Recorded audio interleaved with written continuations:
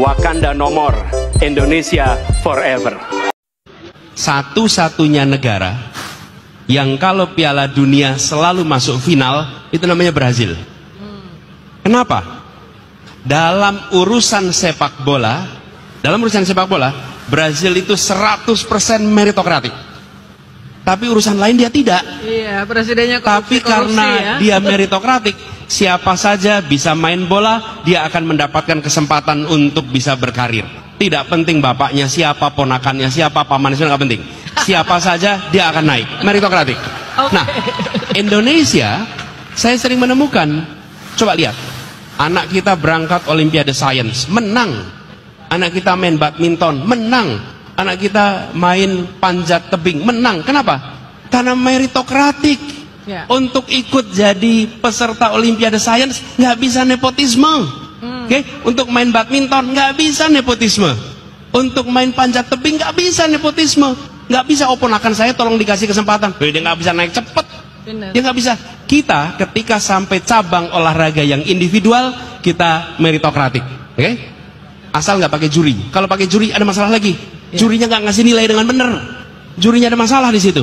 Tapi tanpa juri, meritokratik. Tapi kalau sudah teamwork, nah ini repot. Kesebelasan. 7 meritokratik, 4 titipan.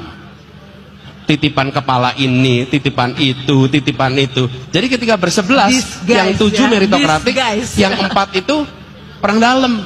Nah itu yang membuat kesebelasan kita jadi nggak kesebelasan beneran. 11 orang, 7 kesebelasan, 4 titipan. Lagi gimana bisa main dengan bener? Tapi kalau badminton nggak berani titipan. Jadi saya ingin ingatkan pada semua, meritokrasi adalah kunci keberhasilan untuk sebuah bangsa menjadi bangsa yang hebat.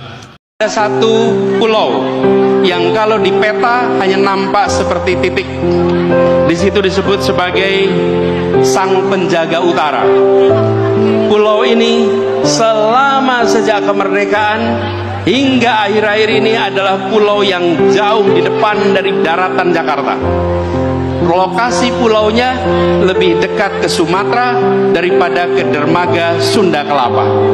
Lebih dekat ke Sumatera, tapi dia bagian dari Jakarta.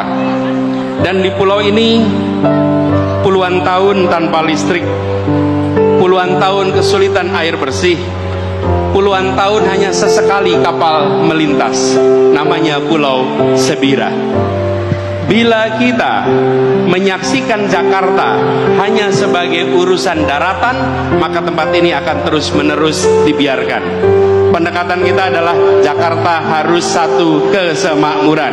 Apa yang terjadi? Dibangun pulau itu, dikirimkan pesan kepada semua 11 pulau yang berada di luar daratan Jakarta.